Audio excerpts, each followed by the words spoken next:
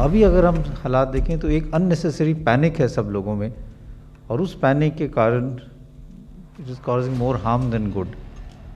Health infrastructure की बात करें तो जिसका भी कोविड पॉजिटिव आता है, चाहे उसकी सैचुरेशन नॉर्मल हो, उसको कोई सिम्टम नहीं हो, उसमें ये पैनिक सिचुएशन हो जाती है कि कहीं मेरे को बाद में ऑक्सीजन की ज़रूरत ना पड़े, कहीं एडमिशन की ज़रूरत ना पड़े, तो मैं अभी जाके एडमिट हो जाता हूँ।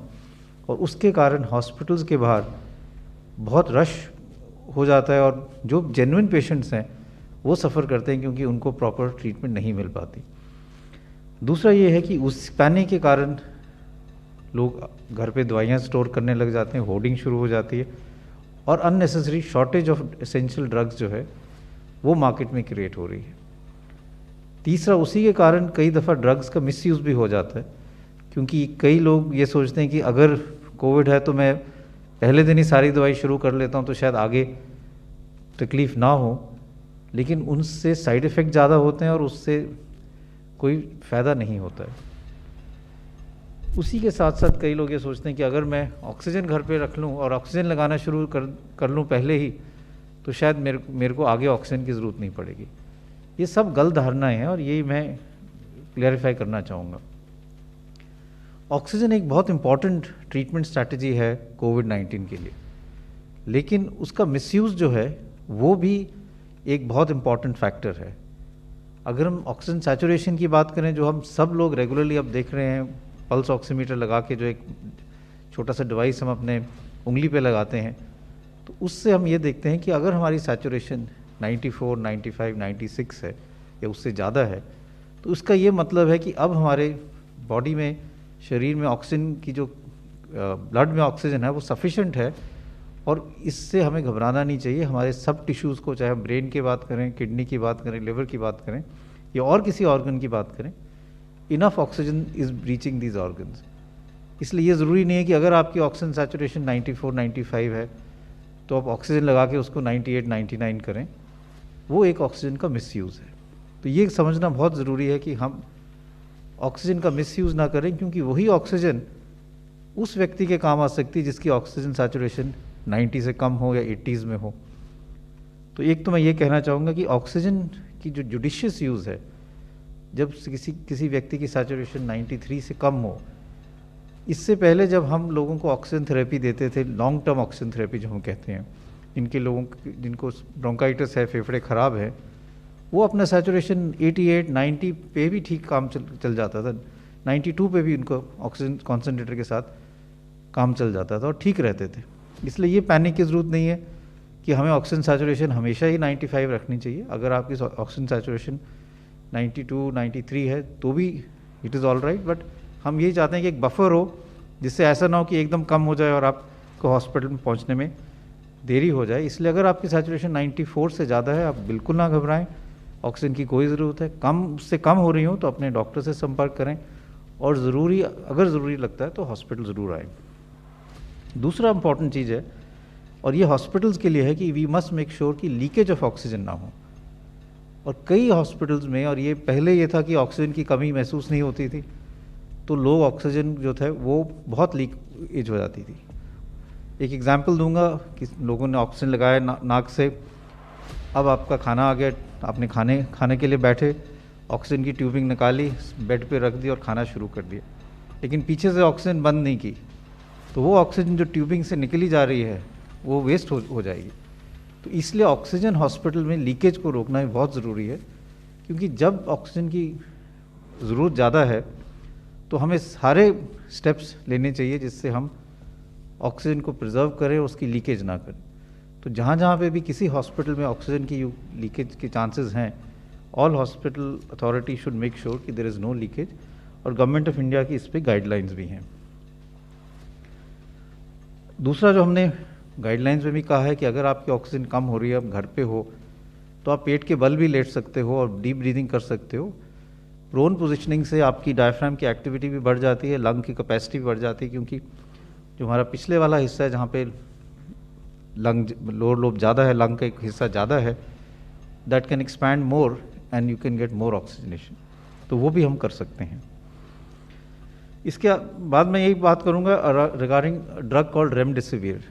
रेमडेसिविर एक ऐसा ड्रग है जो आजकल बहुत डिमांड में है, लेकिन अगर हम इसको क्रिटिकली देखें तो रेमडेसिविर की जो बेनिफिट्स हैं वो वेल इस्टेब्लिश नहीं है।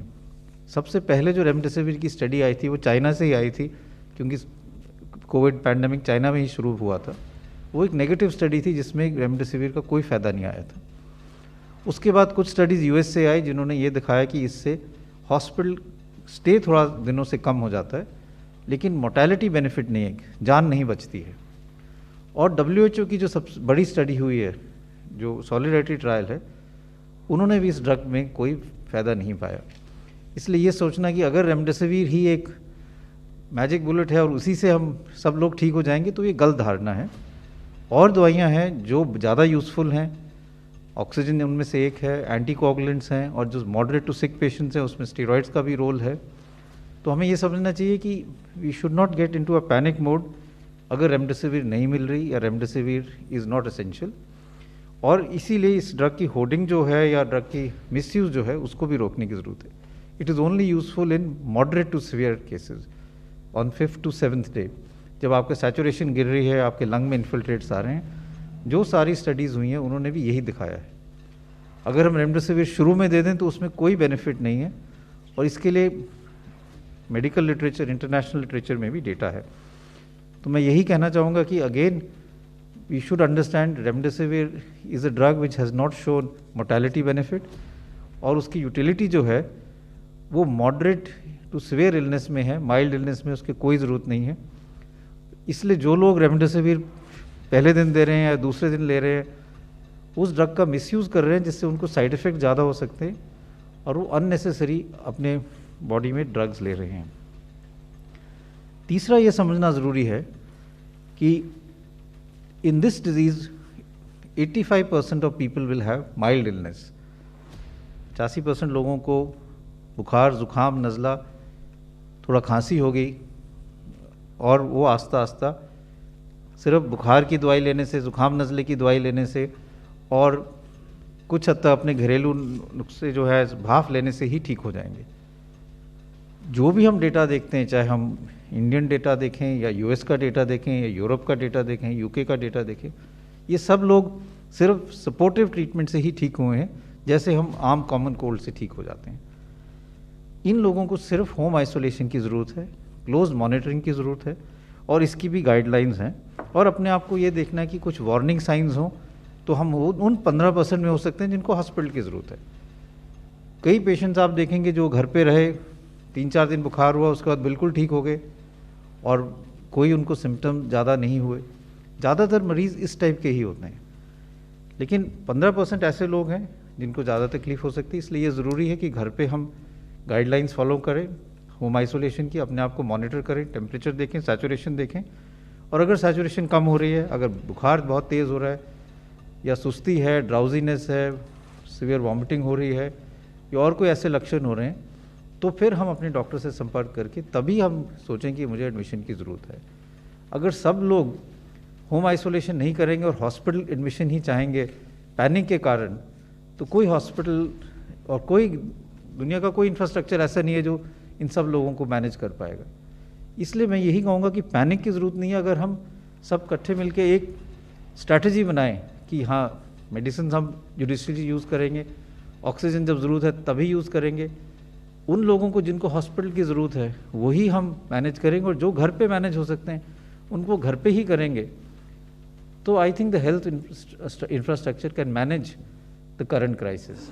But at the same time सब लोगों को ये भी कोशिश करनी चाहिए कि हम जल्दी से जल्दी अपने केसेस कम करें, इसलिए क्राउड्स ना हो, कोविड अप्रोप्रिएट बिहेवियर निभाएं, कंटेनमेंट करें, क्योंकि तभी हम दोनों चीज़ें कर पाएंगे कि अपने केसेस भी कम करें और हेल्थ इंफ्रास्ट्रक्चर जो है वो ऑप्टिमम ही सब पेशेंट्स को ट्रीट कर पाएगा। अगर किसी को RT-PCR नहीं हो पा रहा है या उसकी रिपोर्ट डिले हो रही है, लेकिन उसके सिम्टम्स जो हैं वो क्लासिकल कोविड के हैं या CT स्कैन क्लासिकल कोविड का है, तो क्या उसको हमें कोविड मान लेना चाहिए या नहीं?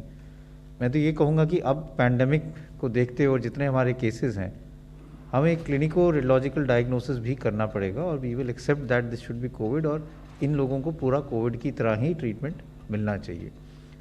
क्योंकि कई दफ़ा ऐसा होता है, और इसमें एक और चीज़ मैं जोड़ना चाहूँगा, ट्रीटमेंट के अलावा ये भी बहुत ज़रूरी है कि अगर आपको कोई भी कोविड के लक्षण हो तो आप अपने आप को एकदम आइसोलेट कीजिए।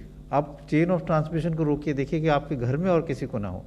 इसका वेट ना कीजिए कि जब मेरी रिपोर्ट आएगी तभी मैं अपने आप को आइसोलेट करूँगा। बुखार हुआ, ज़ुकाम, नज़ला है, इस टाइम बहुत हाई चांस है कि आपको कोविड ही है।